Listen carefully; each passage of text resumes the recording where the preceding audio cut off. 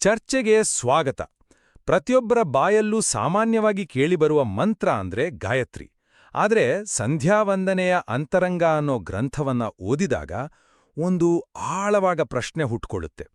ಈ ಗಾಯತ್ರಿ ಮಂತ್ರ ಅನ್ನೋದು ಕೇವಲ ನಮ್ಮ ಬುದ್ಧಿಶಕ್ತಿಗಾಗಿ ಮಾಡೋ ಒಂದು ಪ್ರಾರ್ಥನೆನಾ, ಅಥವಾ ಅದಕ್ಕೂ ಮೀರಿ ಇಡೀ ಬ್ರಹ್ಮಾಂಡದ ರಹಸ್ಯವನ್ನೇ ತನ್ನೊಳಗೆ ಬಚ್ಚಿಟ್ಟುಕೊಂಡಿರೋ ಒಂದು ತಾತ್ವಿಕ ಬೀಗದ ಕೈಯೇ? ಹೌದು ಹೌದು, ಇದೇ ನಮ್ಮ ಇವತ್ತಿನ ಚರ್ಚೆಯ ಕೇಂದ್ರಬಿಂದು. ಗಾಯತ್ರಿ ಮಂತ್ರದ ನಿಜವಾದ ಶಕ್ತಿ ಎಲ್ಲಿದೆ? ಅದು ದೇವರ ವಿಶ್ವವ್ಯಾಪಿ ಕಾರ್ಯಗಳನ್ನ, ಅಂದ್ರೆ ಸೃಷ್ಟಿ, ಸ್ಥಿತಿ, ಲಯ ಇವನ್ನೆಲ್ಲ ಅರ್ಥ ಮಾಡ್ಕೊಳ್ಳೋ ಒಂದು ಬೌದ್ಧಿಕ ಸಾಧನೆನ, ಒಂದು ಅನುಸಂಧಾನ ಅಂತಾರಲ್ಲ ಹಾಗೆ, ಅಥವಾ ಅದು ನಮ್ಮಂಥ ಸಾಮಾನ್ಯ ಸಾಧಕರು ನಮ್ಮ ದೈನಂದಿನ ಗೊಂದಲಗಳಿಗೆ ದಾರಿ ತೋರಿಸುವಂಥ ದೇವರನ್ನ ನೇರವಾಗಿ ಕೇಳೋ ಒಂದು ವೈಯಕ್ತಿಕ ಮನವಿಯೇ? ನನಗನ್ಸೋ ಪ್ರಕಾರ ಗಾಯತ್ರಿ ಮಂತ್ರವನ್ನ ಕೇವಲ ಒಂದು ವೈಯಕ್ತಿಕ ಪ್ರಾರ್ಥನೆಗೆ ಸೀಮಿತಗೊಳಿಸಿದ್ರೆ ನಾವು ಅದರ ಅಗಾಧ ಶಕ್ತಿಯನ್ನ ಕಡೆಗಣಿಸಿದಂತೆ ಆಗುತ್ತೆ. ನನ್ನ ನಿಲುವು ಸ್ಪಷ್ಟ ಇದೆ. ಇದು ಬ್ರಹ್ಮಾಂಡದ ಒಂದು ಬ್ಲೂ ಪ್ರಿಂಟ್. ಇದರ ಪ್ರತಿಯೊಂದು ಶಬ್ದವೂ ವಿಶ್ವದ ರಚನೆ ಮತ್ತು ಅದರ ಹಿಂದಿರೋ ದೈವಿಕ ಶಕ್ತಿಯನ್ನ ವಿವರಿಸುತ್ತೆ. ಇಲ್ಲ, ನಾನು ಇದನ್ನ ಸ್ವಲ್ಪ ಬೇರೆ ತರಹ ನೋಡ್ತೀನಿ. ನನ್ನ ಪ್ರಕಾರ ಮಂತ್ರದ ನಿಜವಾದ ಸೌಂದರ್ಯ ಮತ್ತು ಶಕ್ತಿ ಇರೋದೇ ಅದರ ಸರಳತೆಯಲ್ಲಿ. ಎಷ್ಟೇ ದೊಡ್ಡ ತಾತ್ವಿಕ ಅರ್ಥಗಳಿದ್ರೂ ಕೊನೆಗೆ ಅದು ನಮ್ಮ ಮತ್ತು ದೇವರ ನಡುವಿನ ಒಂದು ನೇರ ಸಂಭಾಷಣೆ. ನನ್ನ ದಾರಿಗೆ ಬೆಳಕು ತೋರು ಅಂತ ಕೇಳೋ ಅತ್ಯಂತ ಪ್ರಾಮಾಣಿಕವಾದ ವೈಯಕ್ತಿಕವಾದ ಮನವಿ. ನನ್ನ ವಾದವನ್ನು ಇನ್ನಷ್ಟು ಸ್ಪಷ್ಟಪಡಿಸ್ತೀನಿ ನೋಡಿ. ಗ್ರಂಥದಲ್ಲಿ ವ್ಯಾಪಕವಾದ ಗಾಯತ್ರಿ ಅರ್ಥ ಅಂತ ಒಂದು ಅದ್ಭುತವಾದ ವಿವರಣೆ ಇದೆ. ಅಂದ್ರೆ ಗಾಯತ್ರಿಯ ಅರ್ಥ ತುಂಬಾನೇ ವಿಶಾಲವಾದದ್ದು. ಉದಾಹರಣೆಗೆ ಸವಿತುಹು ಅಂದ್ರೆ ಕೇವಲ ಸೂರ್ಯ ಅಂತಲ್ಲ, ಅದು ಸಕಲ ಚರಾಚರ ವಸ್ತುಗಳನ್ನು ಸೃಷ್ಟಿಸುವ, ಪ್ರೇರೇಪಿಸುವ ಒಂದು ಶಕ್ತಿ. ಆ ಶಕ್ತಿ ಲಕ್ಷ್ಮೀದೇವಿಯಿಂದ ಹಿಡಿದು ಒಂದು ಸಣ್ಣ ಪರಮಾಣುವರೆಗೂ ಎಲ್ಲೆಲ್ಲೂ ಇದೆ. ಹೀಗೆ ನೋಡಿದಾಗ ಈ ಮಂತ್ರ ಕೇವಲ ನನಗೆ ಒಳ್ಳೆಯ ಬುದ್ಧಿ ಕೊಡು ಅಂತ ದೇವರ ಮೊಬೈಲ್ಗೆ ಕಳಿಸೋ ಒಂದು ಮೆಸೇಜ್ ಅಲ್ಲ. ಇದು ಇಡೀ ಬ್ರಹ್ಮಾಂಡದ ಕಾರ್ಯವೈಖರಿಯನ್ನ ಅರ್ಥ ಮಾಡಿಕೊಳ್ಳಲು ನಮಗೆ ಸಿಕ್ಕಿರೋ ಕೀಲಿಕೈ. ಹಾಗಾಗಿಯೇ ಈ ಗ್ರಂಥದಲ್ಲಿ ಹೇಳೋ ನಾರಾಯಣ ಶಬ್ದಾರೂಢ ಮತ್ತು ಪ್ರಣವಾರೂಢ ದಂತಹ ವ್ಯಾಖ್ಯಾನಗಳು ಬಹಳ ಮುಖ್ಯವಾಗುತ್ತವೆ. ಇವು ಗಾಯತ್ರಿ ಮಂತ್ರವನ್ನ ಸರ್ವವ್ಯಾಪಿಯಾದ ನಾರಾಯಣ ತತ್ವಕ್ಕೆ ಮತ್ತು ಓಂಕಾರದ ಮೂಲಕ ನಡೆಯುವ ಸೃಷ್ಟಿಯಂತಹ ಜಾಗತಿಕ ಕ್ರಿಯೆಗಳಿಗೆ ನೇರವಾಗಿ ಜೋಡಿಸ್ತವೆ. ಅಂದ್ರೆ ಗಾಯತ್ರಿ ಜಪಿಸುವುದೆಂದರೆ ಕೇವಲ ಕೇಳುವುದಲ್ಲ, ಇಡೀ ವಿಶ್ವದ ರಚನೆಯನ್ನ ಮನಸ್ಸಿನಲ್ಲಿಟ್ಟು ಧ್ಯಾನಿಸುವುದು. ಇದು ವೈಯಕ್ತಿಕ ಮಟ್ಟವನ್ನು ಮೀರಿದ ಒಂದು ಅನುಸಂಧಾನ. ನೀವು ಹೇಳಿದ ತಾತ್ವಿಕ ಎತ್ತರ ಬಹಳ ಆಕರ್ಷಕವಾಗಿದೆ, ನಿಜ. ಆದರೆ ನನ್ನ ದೃಷ್ಟಿಯಲ್ಲಿ ಮಂತ್ರದ ಹೃದಯ ಇರೋದು ಅದರ ಕೊನೆಯ ಭಾಗದಲ್ಲಿ. ಧಿಯೋ ಯೋನ ಪ್ರಚೋದಯಾತ್, ಯಾರು ನಮ್ಮ ಬುದ್ಧಿಗಳನ್ನು ಪ್ರಚೋದಿಸುವನೋ. ಇದೊಂದು ನೇರವಾದ ಸ್ಪಷ್ಟವಾದ ಬೇಡಿಕೆ. ಇದು ತಾತ್ವಿಕ ವಿಶ್ಲೇಷಣೆ ಅಲ್ಲ, ಇದೊಂದು ಮನವಿ.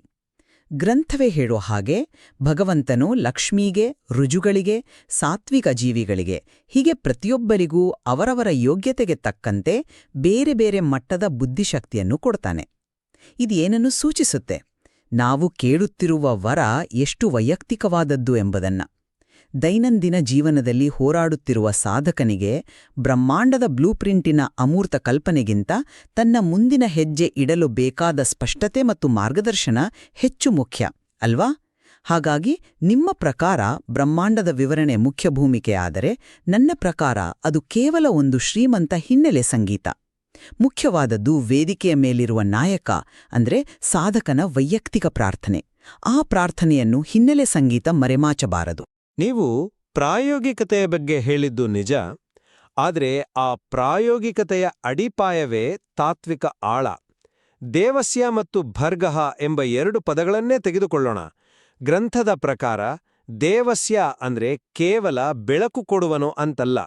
ಸೃಷ್ಟಿ, ಸ್ಥಿತಿ, ಲಯ, ಜ್ಞಾನ, ಅಜ್ಞಾನ, ಬಂಧ, ಮೋಕ್ಷ ಈ ಎಲ್ಲ 8 ಕ್ರಿಯೆಗಳ ಮೂಲಕ ಕ್ರೀಡಿಸುವನು ಅಂದ್ರೆ ಆಟವಾಡುವ ಜಗನ್ನಾಟಕ ಸೂತ್ರಧಾರಿಯಾದ ಪರಮಾತ್ಮನೇ ದೇವ. ಇನ್ನು ಭರ್ಗಃ ಅಂದ್ರೆ ಕೇವಲ ಪಾಪಗಳನ್ನು ಸುಡುವ ತೇಜಸ್ಸಲ್ಲ. ಭಾ ಅಂದ್ರೆ ಭರಣ ಅಥವಾ ಪೋಷಣೆ. ರಾ ಅಂದ್ರೆ ರಮಣ ಅಥವಾ ನಾಶ. ಒಂದು ಕಲ್ಲಿನಲ್ಲಿ ಕಾಠಿಣ್ಯದ ಗುಣವಾಗಿ ಇದ್ದು ಅದನ್ನು ಪೋಷಿಸುವನೂ ಅವನೇ, ಕೊನೆಗೆ ಆ ಕಲ್ಲನ್ನು ಮಣ್ಣಾಗಿಸಿ ನಾಶ ಮಾಡುವನೂ ಅವನೇ. ಇದು ವಾಸ್ತವದ ಮೂಲಭೂತ ಸ್ವರೂಪದ ಬಗ್ಗೆ ಇರುವ ಒಂದು ಗಹನವಾದ ಚಿಂತನೆ. ಇದು ಕೇವಲ ನನ್ನ ಪಾಪಗಳನ್ನು ತೊಳೆಯಪ್ಪ ಎನ್ನುವ ಕೋರಿಕೆಗಿಂತ ಎಷ್ಟೋ ಮಿಗಿಲಾದದ್ದು. ಒಂದ್ ನಿಮಿಷ. ನೀವು ಹೇಳಿದ ತಾತ್ವಿಕ ಆಳದ ಬಗ್ಗೆ ನನಗೆ ಗೌರವವಿದೆ. ಆದ್ರೆ ನಾವು ಸಾಧಕನ ಅನುಭವವನ್ನು ಮರಿತಿದ್ದೇವೆ ಎನಿಸುತ್ತೆ. ಆ ದೃಷ್ಟಿಯಿಂದ ನೋಡಿದಾಗ ವಿಷಯ ಪೂರ್ತಿ ಬೇರೆಯೇ ಕಾಣುತ್ತದೆ. ನೀವು ಹೇಳೋ ಭರ್ಗಹ ಅಂದ್ರೆ ಕಲ್ಲಿನಲ್ಲಿರುವ ಕಾಠಿಣ್ಯದಂತಹ ಒಂದು ತಾತ್ವಿಕ ಗುಣ. ನಾನು ಹೇಳೋ ಭರ್ಗಹ ಅಂದ್ರೆ ನನ್ನ ಅಜ್ಞಾನವನ್ನು ಸುಟ್ಟು ಹಾಕುವ ದೀಪ. ಸಾಧಕನಿಗೆ ಯಾವುದು ಹೆಚ್ಚು ಮುಖ್ಯ, ಕಲ್ಲಿನ ಗುಣವೋ ಅಥವಾ ಅವನೊಳಗಿನ ದೀಪವೋ? ಜಪ ಮಾಡುವಾಗ ಅವನು ತನ್ನೊಳಗಿನ ಕತ್ತಲನ್ನು ಹೋಗಲಾಡಿಸಲು ಪ್ರಯತ್ನಿಸುತ್ತಿರುತ್ತಾನೆ. ಜಗತ್ತಿನ ಭೌತಿಕ ಗುಣಗಳ ಬಗ್ಗೆ ಪ್ರಬಂಧ ಬರೆಯುತ್ತಿರುವುದಿಲ್ಲ. ಗ್ರಂಥದಲ್ಲೇ ಒಂದು ಮಾತು ಬರುತ್ತೆ, ದೇವತೆಗಳಿಗೂ ಕೂಡ ದುಃಖ ಮಿಶ್ರ ರೂಪವಾದ ನಾಶ ಉಂಟಾಗುತ್ತದೆ ಅಂತ. ಇದು ಏನನ್ನು ತೋರಿಸುತ್ತೆ? ನಾಶ ಅನ್ನೋದು ಕೇವಲ ಒಂದು ಬ್ರಹ್ಮಾಂಡದ ಯಾಂತ್ರಿಕ ಕ್ರಿಯೆಯಲ್ಲ, ಅದೊಂದು ವೈಯಕ್ತಿಕ ಅನುಭವ. ಹಾಗಾಗಿ ಇಲ್ಲಿ ಒತ್ತು ಇರೋದು ವೈಯಕ್ತಿಕ ಶುದ್ಧೀಕರಣದ ಮೇಲೆ, ಜಗತ್ತಿನ ವಿಶ್ಲೇಷಣೆಯ ಮೇಲಲ್ಲ. ಸರಿ, ಆದ್ರೆ ಆ ವೈಯಕ್ತಿಕ ಶುದ್ಧೀಕರಣವನ್ನು ನಾವು ಬ್ರಹ್ಮಾಂಡದ ವ್ಯವಸ್ಥೆಯಿಂದ ಬೇರ್ಪಡಿಸಿ ನೋಡಲು ಸಾಧ್ಯವೇ? ಗ್ರಂಥದ ಪ್ರಕಾರ ಪ್ರತಿಯೊಂದು ಅಣುವು ಆ ದೈವಿಕ ವ್ಯವಸ್ಥೆಯ ಭಾಗವೇ ಅಲ್ಲವೇ? ಹಾಗಿದ್ದ ಮೇಲೆ ನಮ್ಮ ಬುದ್ಧಿಯ ಶುದ್ಧೀಕರಣ ಮಾತ್ರ ಅದರಿಂದ ಹೊರತಾಗಿರಲು ಹೇಗೆ ಸಾಧ್ಯ? ನಾವು ಬುದ್ಧಿಶಕ್ತಿಯ ಅಂದ್ರೆ ಧೀಯ ಪಾತ್ರದ ಬಗ್ಗೆ ಮಾತಾಡೋಣ. ಗ್ರಂಥದಲ್ಲಿ ಲಕ್ಷ್ಮಿ, ರುಜುಗಳು, ಬೇರೆ ಬೇರೆ ಸಾತ್ವಿಕ ಜೀವಿಗಳಿಗೆ ಅವರವರ ಯೋಗ್ಯತೆಗೆ ತಕ್ಕಂತೆ ಬೇರೆ ಬೇರೆ ರೀತಿಯ ಬುದ್ಧಿ ಇರುತ್ತೆ ಅಂತ ವಿವರಿಸಲಾಗಿದೆ. ಇದು ಕೇವಲ ಒಂದು ಮಾಹಿತಿ ಅಲ್ಲ. ಬುದ್ಧಿ ಅನ್ನೋದೇ ಭಗವಂತನಿಂದ ನಿರ್ವಹಿಸಲ್ಪಡುವ ಒಂದು ದೈವಿಕ ಶ್ರೇಣೀಕೃತ ವ್ಯವಸ್ಥೆ, ಒಂದು ಕಾಸ್ಮಿಕ್ ಇಂಟೆಲೆಕ್ಚುವಲ್ ಸಿಸ್ಟಮ್ ಅಂತ ತೋರಿಸುತ್ತೆ. ಹಾಗಾಗಿ ಧಿಯೋ ಯೋನಃ ಪ್ರಚೋದಯಾತ್, ನಮ್ಮ ಬುದ್ಧಿಗಳನ್ನು ಪ್ರಚೋದಿಸು ಎಂಬ ಪ್ರಾರ್ಥನೆಯು ನನಗೆ ಒಳ್ಳೆಯ ಬುದ್ಧಿ ಕೊಡು ಎನ್ನುವ ಸರಳ ಕೋರಿಕೆಯಲ್ಲ. ಬದಲಿಗೆ ಆ ಇಡೀ ದೈವಿಕ ಬೌದ್ಧಿಕ ವ್ಯವಸ್ಥೆಯಲ್ಲಿ ನನಗೊಂದು ಸರಿಯಾದ ಯೋಗ್ಯವಾದ ಸ್ಥಾನವನ್ನು ನೀಡು ಎಂಬ ಒಂದು ಆಳವಾದ ಮನವಿ. ನೋಡಿ, ನೀವು ಬಳಸಿದ ಸಾಕ್ಷ್ಯವನ್ನೇ ನಾನು ನನ್ನ ವಾದವನ್ನು ಸಮರ್ಥಿಸಲು ಬಳಸ್ತೀನಿ. ಬುದ್ಧಿಶಕ್ತಿಯನ್ನು ಬೇರೆ ಬೇರೆಯಾಗಿ ಅವರವರ ಯೋಗ್ಯತೆಗೆ ತಕ್ಕಂತೆ ನೀಡಲಾಗುತ್ತದೆ ಎನ್ನುವುದೇ ಅದರ ವೈಯಕ್ತಿಕ ಮಹತ್ವವನ್ನು ಎತ್ತಿ ತೋರಿಸುತ್ತೆ, ಸಾರ್ವತ್ರಿಕ ಮಹತ್ವವನ್ನಲ್ಲ.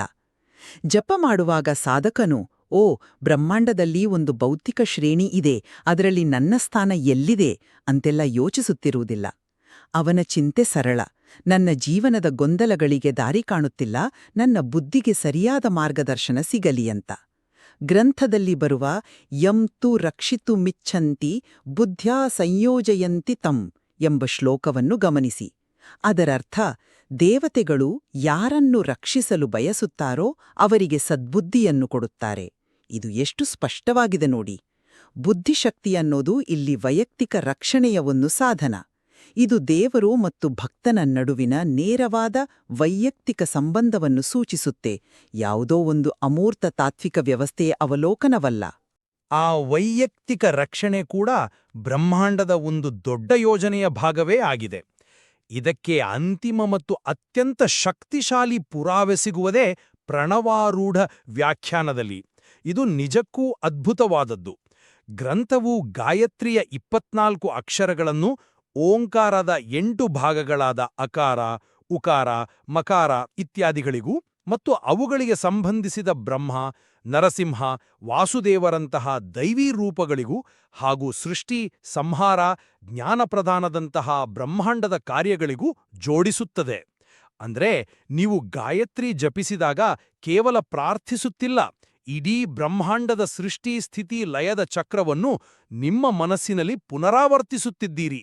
ಇದು ಮಂತ್ರದ ವ್ಯಾಪ್ತಿ ಎಷ್ಟು ದೊಡ್ಡದು ಎಂಬುದಕ್ಕಿರುವ ಅಂತಿಮ ಸಾಕ್ಷಿ. ಈ ಹಿನ್ನೆಲೆಯಲ್ಲಿ ನೋಡಿದಾಗ ಸಾಧಕನ ವೈಯಕ್ತಿಕ ಬೇಡಿಕೆಯು ಆ ಬೃಹತ್ ವಿಶ್ವನಾಟಕದ ಒಂದು ಸಣ್ಣ ಭಾಗವಷ್ಟೇ. ಮುಖ್ಯವಾದದ್ದು ಆ ಇಡೀ ನಾಟಕದ ದರ್ಶನ. ಈ ವ್ಯಾಖ್ಯಾನದ ಬೌದ್ಧಿಕ ಸೌಂದರ್ಯವನ್ನು ನಾನು ಖಂಡಿತ ಪ್ರಶ್ನಿಸುವುದಿಲ್ಲ, ಅದು ಅದ್ಭುತವಾಗಿದೆ. ಆದರೆ ದೈನಂದಿನ ಆಚರಣೆಯಲ್ಲಿ ಅದರ ಪ್ರಾಯೋಗಿಕತೆ ಏನು? ಈ ಪ್ರಣವಾರೂಢದಂತಹ ಜಟಿಲವಾದ ನಿಗೂಢವಾದ ಅರ್ಥಗಳು ಇದು ಮುಂದುವರಿದ ವಿದ್ವಾಂಸರಿಗೆ, ತತ್ವಜ್ಞಾನಿಗಳಿಗೆ ಸರಿ, ಆದರೆ ಸಾಮಾನ್ಯ ಸಾಧಕನ ಕಥೆಯೇನೋ? ಅವನಿಗೆ ತನ್ನ ದೈನಂದಿನ ಗೊಂದಲಗಳಿಗೆ ಉತ್ತರ ಬೇಕು. ಅಂಥವನಿಗೆ ಈ ಬ್ರಹ್ಮಾಂಡದ ನಕ್ಷೆ ತೋರಿಸಿದರೆ ಅದು ಅವನಿಗೆ ಸ್ಫೂರ್ತಿ ನೀಡೋದಕ್ಕಿಂತ ಹೆಚ್ಚಾಗಿ ಭಯ ಹುಟ್ಟಿಸುವುದಿಲ್ವೇ? ಅಬ್ಬಾ, ಇಷ್ಟೆಲ್ಲ ಇದೆಯಾ ಇದರ ಹಿಂದೆ, ನನಗಿದು ಅರ್ಥವಾಗುವುದಿಲ್ಲ ಅಂತ ಆತ ಆಚರಣೆಯಿಂದಲೇ ದೂರ ಸರಿಯುವ ಅಪಾಯವಿದೆ. ನನ್ನ ಪ್ರಕಾರ ಪ್ರಾರ್ಥನೆಯ ಸರಳತೆ ಮತ್ತು ನೇರತೆಯೇ ಅದರ ಅತಿದೊಡ್ಡ ಶಕ್ತಿ. ಆ ಶಕ್ತಿಯನ್ನು ಈ ತಾತ್ವಿಕ ಜಟಿಲತೆಯ ಭಾರದಡಿ ಮುಚ್ಚಿ ಹಾಕಬಾರದು. ಗಾಯತ್ರಿ ಮಂತ್ರ ಒಂದು ಹೆಲ್ಪ್ಲೈನ್ನಂತೆ. ತಕ್ಷಣ ಕರೆ ಮಾಡಿ ಸಹಾಯ ಕೇಳಬಹುದು. ಅದೊಂದು ವಿಶ್ವಕೋಶವಲ್ಲ, ಪುಟಗಳನ್ನು ತಿರುವಿ ಸಂಶೋಧನೆ ಮಾಡಬೇಕಾಗಿಲ್ಲ. ಇಲ್ಲ, ಆ ಸರಳತೆಯನ್ನು ಈ ಬೃಹತ್ ಹಿನ್ನೆಲೆಯಲ್ಲಿ ಇರಿಸಿದಾಗ ಅದರ ಶಕ್ತಿ 100 ಪಟ್ಟು ಹೆಚ್ಚಾಗುತ್ತದೆ. ನೋಡಿ, ಇದೇ ನನಗೆ ಈ ವ್ಯಾಖ್ಯಾನದಲ್ಲಿ ಅತ್ಯಂತ ರೋಮಾಂಚನಕಾರಿ ಅನಿಸುವುದು. ಇದು ನಮ್ಮ ದೈನಂದಿನ ಸಣ್ಣಪುಟ್ಟ ಜಪವನ್ನು ಇಡೀ ಬ್ರಹ್ಮಾಂಡದ ಚಲನೆಯೊಂದಿಗೆ ಜೋಡಿಸಿಬಿಡುತ್ತದೆ. ಆಗ ಸಾಧಕ ಕೇವಲ ಒಬ್ಬ ವ್ಯಕ್ತಿಯಾಗಿ ಉಳಿಯುವುದಿಲ್ಲ, ಅವನು ವಿಶ್ವಪ್ರಜ್ಞೆಯ ಒಂದು ಭಾಗವಾಗುತ್ತಾನೆ. ಆಗ ಅವನ ಸಮಸ್ಯೆಗಳು ಅವನಿಗೆ ಸಣ್ಣದಾಗಿ ಕಾಣಲು ಶುರುವಾಗುತ್ತವೆ. ಕೇವಲ ವೈಯಕ್ತಿಕ ಬುದ್ಧಿಗಾಗಿ ಪ್ರಾರ್ಥಿಸುವುದಕ್ಕಿಂತ ಆ ಇಡೀ ದೈವಿಕ ವ್ಯವಸ್ಥೆಯಲ್ಲಿ ನನ್ನ ಪಾತ್ರವನ್ನು ಅರಿಯುವಂತೆ ಮಾಡು, ಆ ದೊಡ್ಡ ಚಿತ್ರಣವನ್ನು ನನಗೆ ತೋರಿಸು ಎಂದು ಕೇಳುವುದು ಹೆಚ್ಚು ಶಕ್ತಿಶಾಲಿಯಲ್ಲವೇ? ಈ ಭವ್ಯ ದೃಷ್ಟಿಕೋನವೇ ಸಾಧಕನಿಗೆ ನಿಜವಾದ ಶಕ್ತಿಯನ್ನು, ಧೈರ್ಯವನ್ನು ನೀಡುತ್ತದೆ. ಬ್ರಹ್ಮಾಂಡದ ಆಯಾಮವು ಮಂತ್ರಕ್ಕೆ ಒಂದು ಶ್ರೀಮಂತ ಹಿನ್ನೆಲೆಯನ್ನು ಒದಗಿಸುತ್ತದೆ ಎಂಬುದನ್ನು ನಾನು ಸಂಪೂರ್ಣವಾಗಿ ಒಪ್ಪುತ್ತೇನೆ. ಆದರೆ ಅದರ ಶಾಶ್ವತ ಅಚಲ ಶಕ್ತಿಯು ಇರುವುದು ಆ ನೇರ ವೈಯಕ್ತಿಕ ಮನವಿಯಲ್ಲಿ. ನನ್ನ ಬುದ್ಧಿಯನ್ನು ಪ್ರಚೋದಿಸು. ಇದು ಪ್ರತಿಯೊಬ್ಬ ಮನುಷ್ಯನ ಅತ್ಯಂತ ಪ್ರಾಮಾಣಿಕ ಮತ್ತು ತಕ್ಷಣದ ಅಗತ್ಯ. ನಮ್ಮ ಜೀವನದ ಪ್ರತಿಯೊಂದು ನಿರ್ಧಾರ, ಪ್ರತಿಯೊಂದು ಕ್ರಿಯೆ ಬುದ್ಧಿಯನ್ನೇ ಅವಲಂಬಿಸಿದೆ. ಆ ಬುದ್ಧಿಗೆ ಸರಿಯಾದ ದಾರಿದೀಪ ಬೇಕು. ಈ ಕೇಂದ್ರಿತ ಪ್ರಾರ್ಥನೆಯೇ ಸಾಧಕನ ದೈನಂದಿನ ಜೀವನದ ಹೋರಾಟಗಳಿಗೆ ಮತ್ತು ಆಧ್ಯಾತ್ಮಿಕ ಪ್ರಯಾಣಕ್ಕೆ ಮೂರ್ತವಾದ, ಸ್ಪಷ್ಟವಾದ ಬೆಂಬಲವನ್ನು ನೀಡುತ್ತದೆ.